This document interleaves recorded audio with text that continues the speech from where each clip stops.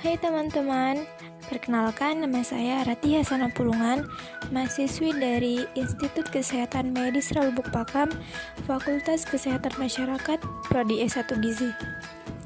Video kali ini adalah video untuk mata kuliah penilaian status gizi. Kali ini kita akan membahas materi tentang antropometri. Diharapkan setelah teman-teman menyaksikan video ini, teman-teman dapat memahami apa itu antropometri. Topik pembelajaran kali ini adalah yang pertama, pengertian antropometri gizi, yang kedua, fungsi antropometri gizi, yang ketiga, syarat penggunaan antropometri gizi, yang keempat, kelebihan dan kekurangan antropometri gizi, yang kelima, contoh antropometri gizi. Apa sih antropometri gizi itu? Antropometri gizi adalah berbagai macam pengukuran dimensi dan komposisi tubuh dari berbagai tingkat umur dan tingkat gizi. Antropometri dalam ilmu gizi dikaitkan dengan proses pertumbuhan tubuh manusia. Ukuran tubuh manusia akan berubah seiring dengan bertambahnya umur. Pertumbuhan yang baik akan menghasilkan berat dan tinggi badan yang optimal. Pertambahan ukuran tubuh dapat menjadi acuan dalam penentuan status gizi. Selanjutnya ialah fungsi antropometri gizi. Fungsi antropometri gizi terbagi menjadi dua, yaitu yang pertama untuk menilai status pertumbuhan. Antropometri untuk menilai status pertumbuhan digunakan untuk memantau pertambahan ukuran tubuh dari waktu ke waktu. Misalnya, pemantauan pertumbuhan di posyandu untuk memantau pertambahan berat badan dengan menggunakan kartu menuju sehat. Yang kedua adalah untuk menilai status gizi pada populasi tertentu. Misalnya setiap 1 tahun atau 5 tahun sekali, atau hanya dilakukan pada 1 kali periode saja.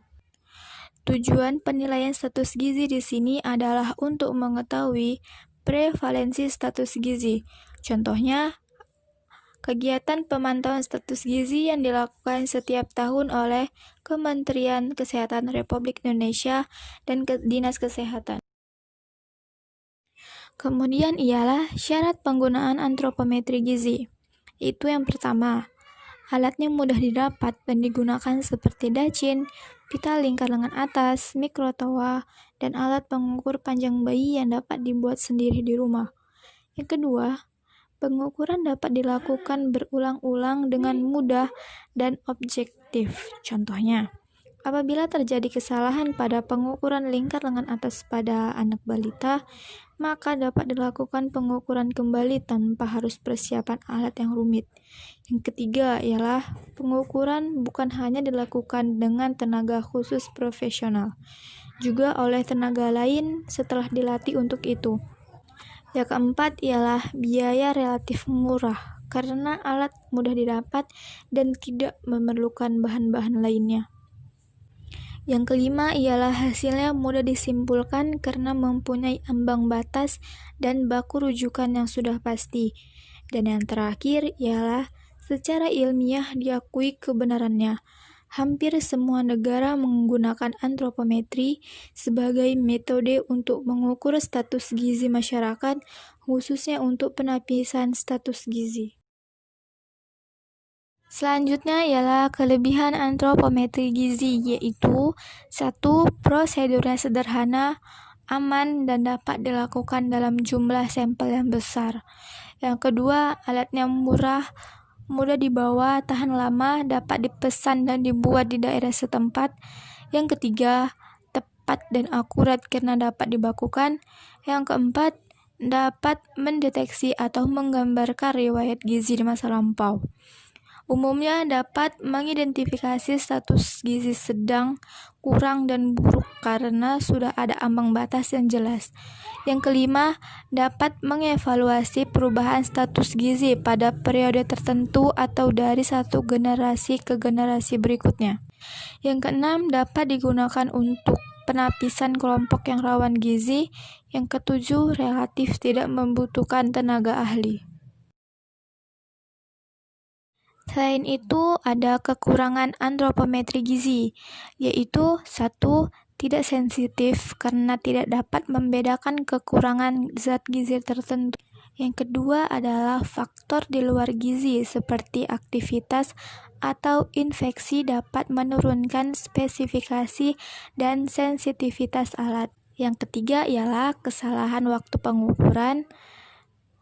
Dan yang keempat adalah kesalahan cara pengukuran, alat ukur, dan kesulitan dalam melakukan pengukuran.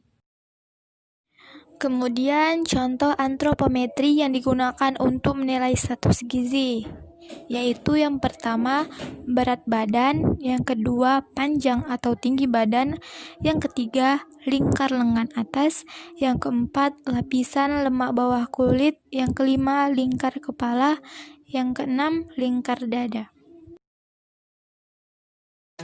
Sekian pembahasan tentang antropometri dari saya dan terima kasih telah menyimak video saya. Semoga dapat menambah wawasan Anda dan apabila tutur kata saya yang kurang berkenan di hati Anda, mohon untuk dimaafkan. Sampai jumpa.